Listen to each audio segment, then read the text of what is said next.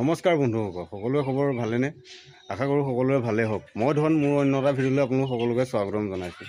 আজি মই দেখা মোৰ হাঁহখিনি, আজি হাঁহৰ 33 নম্বৰ দিন যিহেতু আজি আপোনালোকক দেখাইছোঁ হাঁহবিলাকৰ এইটো চাওক, ইয়াৰ এইটো বেমাৰ মানে ইয়াৰ নাৰ্ভৰ প্ৰব্লেম হৈছে, ই খোজকাঢ়িব নোৱাৰা হৈছে, দেখিছে?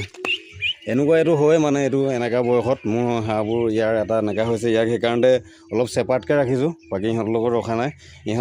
ইয়াক পানীৰ লগত মেডিচিন দি দিছোঁ, টেবলেট দিছোঁ আপোনাৰ নাৰ্ভৰ কাৰণে নিউৰবিন, যিটো মানুহ ব্যৱহাৰ কৰে নাৰ্ভৰ কাৰণে, এইটো দিছোঁ নিউৰবিন, আৰু এণ্টিবায়'টিক দিছোঁ,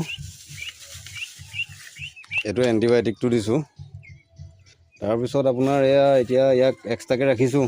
এইটো তাকে ভাবিলোঁ আপোনালোককো দেখাওঁ যে হাঁহৰ এনেকুৱা বেমাৰ হোৱাটো এইটো স্বাভাৱিক। মানে আপোনালোকে নিউৰবিন যিটো হয় আৰু এণ্টিবায়'টিক খুৱাব, নিউৰবিন খুৱাব লগত। আৰু বাকী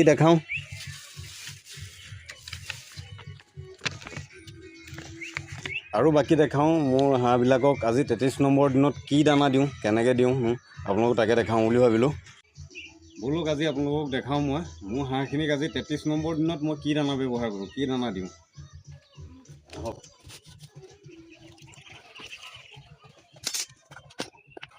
এয়া প্ৰথম এণ্টিবায়'টিক দিছোঁ। এইটো ইয়াৰ যিহেতু এতিয়া বেমাৰ আহিছে, এতিয়া ফাগুনৰ সময়, বতাহ মাৰি থাকে, বেমাৰটো অহাটো স্বাভাৱিক। সেইবাবে ইহঁতক এইটো আপোনালোকে পৰিমাণটো হিচাপ কৰি ল'ব। আপোনাৰ যিটো 1 চামুচ দিব কয়, মানে 100টা পোৱালিত 1 চামুচ দিব লাগে, গতিকে তাৰ এটা হিচাপত দি দিম মই। মোৰ ইয়াত 70টা আছে, 70টা পোৱালিৰ কাৰণে মই ইয়াত অলপ হিচাপত দি দিলোঁ।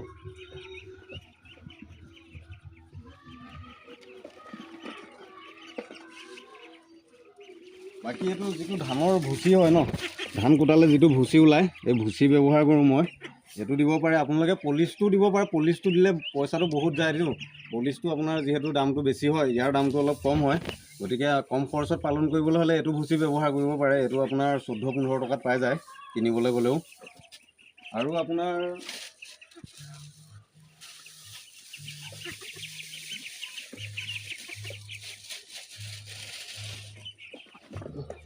মই ইয়াত দি দিছোঁ অলপ ভাত, যিহেতু ৱেষ্টেড মানে যিবিলাক আমাৰ ৱেষ্ট হৈ যায় ভাতবিলাক, সেইবিলাক ইহঁতক তেনেকৈ দি দিওঁ। ভাতটো অলপ দি দিলোঁ। বাকী দি দিছোঁ ইহঁতক অলপ ফিনিচাৰ দানা। যিহেতু মই বিজনেছৰ কাৰণে মই পালন কৰিছোঁ, মই কোনো ঘৰত পোহা নহয়, সেইকাৰণে দানাটো দিবই লাগিব অলপ হ'লেও, তেতিয়াহে ইহঁতি অলপ স্বাস্থ্যটো ইহঁতৰ আহিব। মানে যদি ভুচি আৰু ভাত দিয়ে তেতিয়াতো অলপ মানে টাইমটো বেছি লাগিব, আৰু বেছি লাগিলেতো মোৰ নহ'ব। সেইবাবে মই অলপ ইহঁতক দানা খুৱাইছোঁ। ইয়াত অলপ দানা দি দিছোঁ।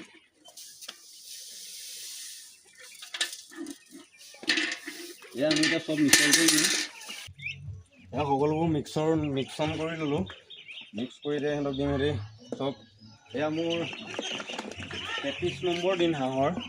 33 নম্বৰ দিনত ইহঁতৰ কোনোবা এটা হয়তো 700 গ্ৰাম, কোনোবা এটা 600 গ্ৰাম, কোনোবা এটা 500 গ্ৰাম, এনেকৈ এটা খুব সুন্দৰ ৱেট আহিছে ইহঁতৰ 33 নম্বৰ দিনত।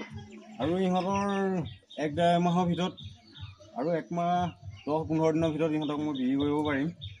এয়া সিহঁতক দানা দি দিলোঁ।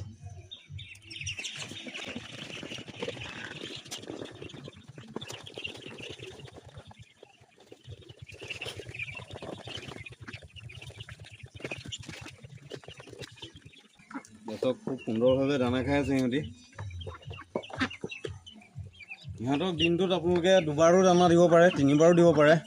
মই ইহঁতক দিনটোত 2বাৰ দিওঁ, এবাৰ ৰাতিপুৱা দিওঁ আৰু একবাৰ আপোনাৰ সন্ধিয়া দিওঁ।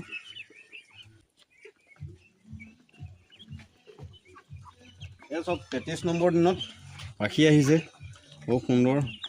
এইটো ৱেট আপোনাৰ আধা কেজিৰ ওপৰত হ'ব, 700 গ্ৰামমান হ'ব।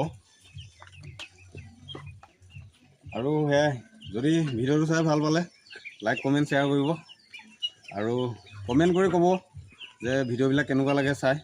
যদি ভাল লাগে